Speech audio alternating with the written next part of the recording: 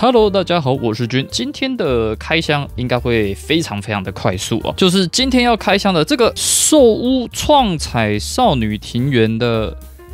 Wolf 酱啊，这只狼小姐呢，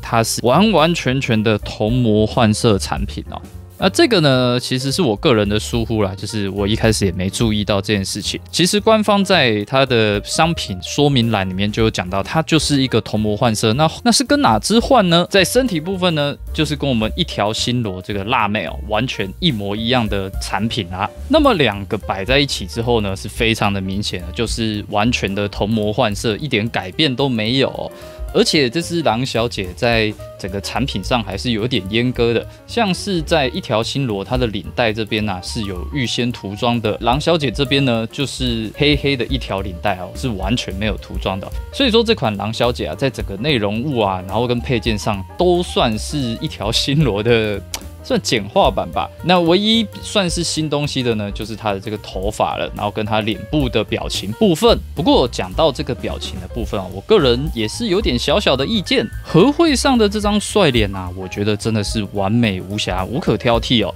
我自己啊，算是非常的喜欢。但是换到模型本身啊，它就算换成这个不开心的脸部表情啊。感觉好像也没有那么的帅气，那会有这样的问题呢？我觉得有两个部分。首先呢，是它的眼眶还是比较圆的啊，尤其在下眼睑的部分啊，看起来是比较没有那么方正，会少了一点帅气的利落感。再来呢，就是它这个往下凹的唇线哦，那这个呢看起来是它小的赌气哦，跟以往的创彩少女庭园的定位还是比较接近啊，没有做到像和会那种整个角色风格差距比较大的感觉。那继续回到狼小姐这个模型本身哦，这次在头发的造型设计上会更具有野性一点的感觉，有点像是动物尾巴这样子，没有那么顺畅的毛发分流，这种细毛的部分会比较多，所以玩起来也是非常的刺手。那在侧发的下端呢，它是有一定的前后可动，让你在可动的时候不至于太严重的干涉啊，但我觉得实际效益并不高。那整个后发部分哦，分成上下两层，层次看起来还是挺分明的，而且 3D 立体细节也都还做得不错。那除了在整个头部的设计上面啊，这只跟一条新罗最大的不同呢，就在它的鞋子部分采取了这种板鞋的设计，整个造型啊看起来就跟 Nike Air Force 的那个版型是差距不大的。整个立体细节的造型啊，还是十分的分明。如果你要涂装的话，应该也是不太难的哦。那么这一次主要配件啊，就真的一模一样。我们大概看一下，除了刚刚讲到这两个主要素体的部分之外呢，还有它这个翘脚坐姿、飘动的裙摆，再来书包。除此之外呢，穿袜子的脚部零件哦，这个也是一模一样，就是有点色差而已。它们两个的白色是稍微有点不一样的。不过呢，像是在头发蝴蝶结的部分，这只狼小姐其实也有相应的零件，但是它的头发造型部分就无法使用这蝴蝶结，所以你也只能拿来给新罗用了。然后还有像是绑马尾的这个发圈，狼小姐也是没有的。所以刚刚也讲过了，这款狼小姐基本上就是一条新罗的换头换鞋，然后内容物稍微阉割的版本哦。那在整个官方宣传照片里面呢，它也是搭配无限邂逅的剑舞者军绿色的换色版本去做拍照的，所以他们两个本身应该是在设定上就是要可以交互把玩的。好的，那么今天的影片就到了，嘿，还没啦，好像真的有点快哦。等一下表情看一看，其实这一只狼小姐可以讲的本身内容呢，就真的没有太多，所以我们今天啊就顺便买个枪给她，买了这个 NSG 的，这算是武器组31号吧，它有2把枪，我们就把它拿来搭配一下吧。好的，拿上武器之后，看起来总算是丰富多啦。那这个武器套组呢，就会有这一把步枪，然后另外还会有这把应该算是机关枪吧，不好意思，我不是很懂，就是它弹夹还比较大。不过呢，他们两个的可玩性算是稍微少了一点，只有在一些什么选配件上面啊，可以做一些替换。像是这把步枪呢，它就可以挂这个应该是榴弹发射器哦，你只要把它插入这个滑轨啊，你就可以安装上去了。可是这个榴弹发射器呢，你要使用到机枪上面的话呢，你要拆了又装，装了又拆，算是蛮麻烦的。那高校少女配大枪哦，这样一个组合，我觉得也算是蛮经典的浪漫配置哦。但是在搭配把环的方面上啊，创载少女庭园也有它的硬伤，比如说这个裙子部分是硬质的塑胶零件，这点啊，就让它没有办法很好的做出太多动作。但你要做到什么高贵姿啊，基本上是不可能的。所以说，高中少女配大枪这样的搭配啊，虽然算是蛮帅气、蛮浪漫的一个组合，但是本身的可玩性呢，因为创载少女庭园自己设计的问题哦，所以也只能被固定在了拿枪摆 pose 的一个阶段哦。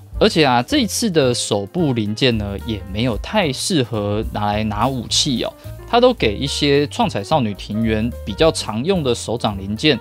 顶多呢，就只有这个长方形的握持武器零件手型比较适合拿来握枪。我突然想到，兽屋你不是之前有出一款专门给创载少女庭园拿来拿枪的手掌造型零件吗？就是有戴手套，还有3种颜色：军绿、黑色、卡其色那一种。那你这只狼小姐在定位上面啊，就已经搭配了比较军武风格的这种颜色，那你好歹给一下，比如说军绿色的专门拿来拿武器用的手掌造型零件嘛，但你也不给，所以我就会觉得这只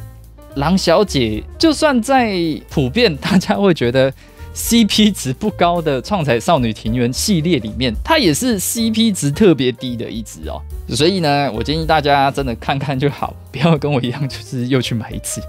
那接着我们看一下脸部表情的部分，一样从刚刚有看过的这个不悦脸来看哦。虽然说前面抱怨了一堆了，但是在脸部表情的部分，兽屋还是做得非常好的，该有的一些腮红啦，或者是